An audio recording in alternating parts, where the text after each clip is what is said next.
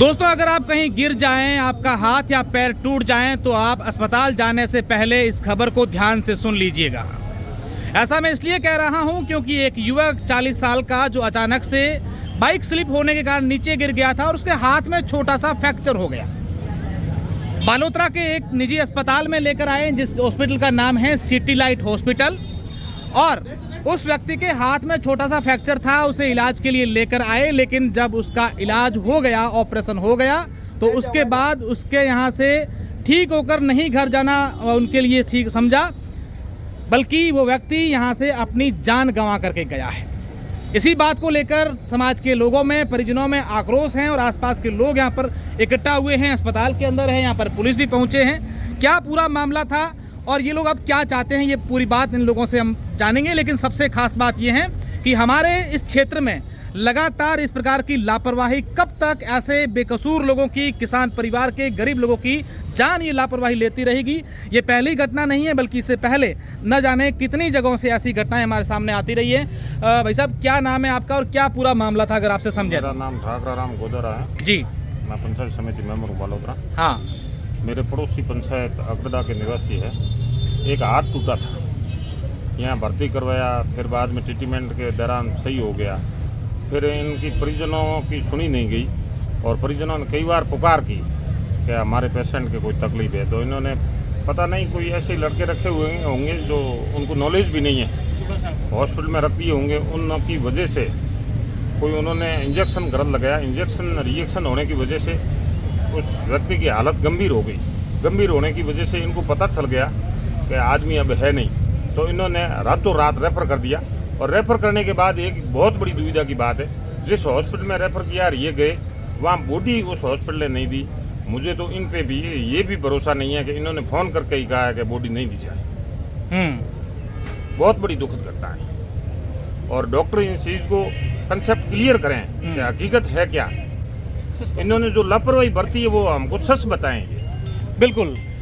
गिरधारी जी, क्या कहना चाहेंगे इस पूरे मामले को लेकर? क्या ये हुआ था पूरा मामला और अब क्या डॉक्टर क्या करें? आपकी बातचीत भी हो रही थी अंदर डॉक्टरों से और हमारी बात हुई, वो अपनी गलती स्वीकार ही नहीं कर रहे और ये कंसेप्ट क्लियर है कि इसमें हॉस्पिटल डॉक्टर और इनके जो स्टाफ रखे उनकी गलती है और सत्यता के रूप में सामने है कि रात को जो इनको ट्रीटमेंट की ज़रूरत पड़ी तो परिजन इनके साथ में थे। उन्होंने ट्रीटमेंट के लिए 2-4 बार बोला, तो 1-2 घंटे बाद जो यहाँ रखे हुए थे वो लोग डॉक्टर को न बुलाकर उन्होंने जो ट्रीटमेंट किया, उस ट्रीटमेंट से रिएक्शन होकर इनके प्रॉब्लम हुई।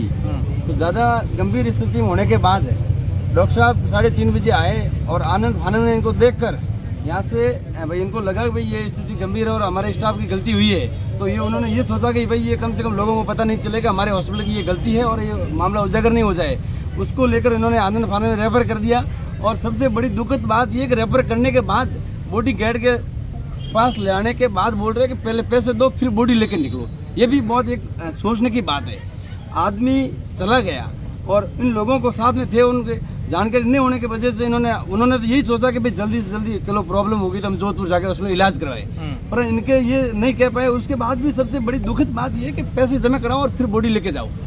ये बड़े दुर्भाग्य की बात है। अभी भी ये स्वीकार नहीं करे कि हमारी गलती है। आप लोग ये पूरे लोग क्या चाहते होंगे, परिवार के लोग क्या चाहते हैं और आप लोग क्या? हम ये चाहते हैं कि जो रियलिटी में जो घटना हुई, सबसे पहले तो वो सत्यता सामने आए और यहाँ की जनता को और लोगों को पता चले कि ये हॉस्पिटल किस रूप में काम कर रहे हैं। लोग इनको एक भगवान के रूप में मानकर यहाँ डॉक्टरों के पास आते हैं और ये किस रूप में इलाज करते हैं। कम से कम लोगों के सामने सत्यता आए, कल और किसी के साथ ऐसी घटना न हो, ये हमारी मांग है।